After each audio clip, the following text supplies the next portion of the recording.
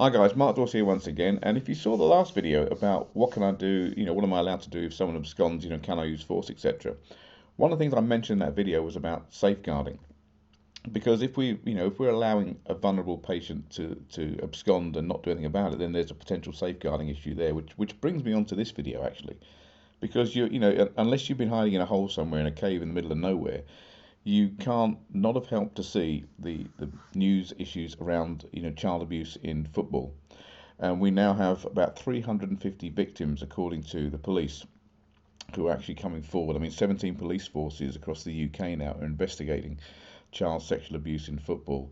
I mean, it's in the Telegraph. We've had this issue here in Southampton. Now, I live in Hampshire, so this is local to me, where a coach is sacked over child sex abuse allegations, while he was in football. I mean, the Guardian here have said, a quarter of Britain's police forces are now investigating sexual abuse of children in 55 football clubs. This is massive. It takes us back to things like Rochdale, where we had children who were groomed by a gang. I mean, you can see it here. I'm just Googling this stuff, and these guys got 25 years each. Each of these 9 guys got 25 years for sexual exploitation. This is going on in our country today.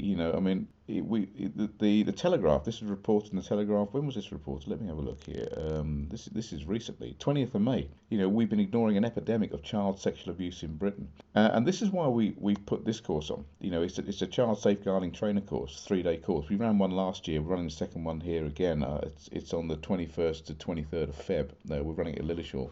This is a really, really important course these days. I mean, we've gone for this as an organisation because it's not only should we be protecting children, but it's the right thing to do. But how do you recognise the signs?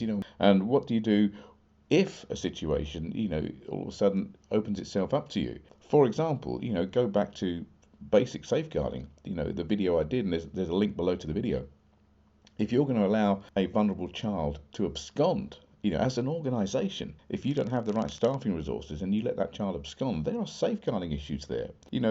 Other questions, if a child wants to leave a care home and they're at risk of being sexually exploited, or they're at risk of going away and being harmed by taking drugs or in other ways, should we lock a door? Basic fundamental questions that staff believe, things that they can't do these things, but it comes back to basic safeguarding.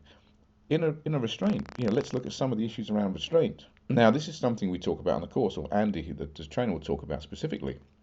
Some of the techniques we use to actually administer medication to children under restraint, they can be challenged on a safeguarding basis. I mean, taking a child down into a prone position, pulling their pants down and injecting them in the upper right quadrant of their backside, it may be necessary, but is that the only way we can do it? So there are massive things here. Now, I mean, I'm really giving a shout out for this course, not because I'm trying to sell it to you, which obviously I am.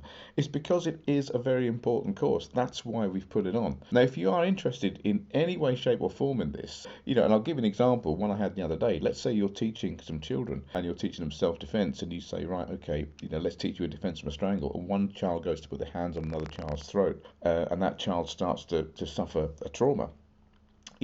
I've heard instructors in the past say, well, look, it's just self-defense, get on with it, get over it.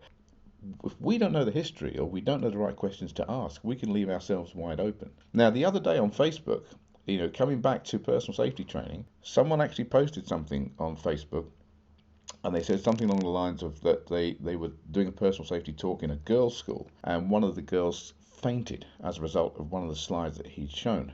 Now, that in itself, it may not necessarily be a safeguarding issue, but it's what you do post that's interesting, because if you hadn't pre-framed what you're going to show someone, and you're going to show them something traumatic that might actually give them a flashback, induce trauma based on a previous event, then you need to think about that as well. So safeguarding is not just about what we do if we know something's going to happen. It's also about the preventative measures we can take. Now, like I said, we're running this on the 21st to 23rd of February. Last year's course was a huge success, and we're looking forward to running this one again. So if you are interested, put your details in the box. We'll send you out more information. If you want to book online, you can book online here. There's a 2 payment option at the moment. That will expire very shortly. But Andy is a great trainer. There's lots of good information on this course. I mean, I'm going to bring some stuff to play on this one as well, because it's relative to some stuff I'm doing with our corporate clients. So there it is, guys. If you're interested, click on the sign up button or put your details in this box here to get more information, and we'll ping some stuff out to you. Thanks for listening, team, and I'll speak to you soon.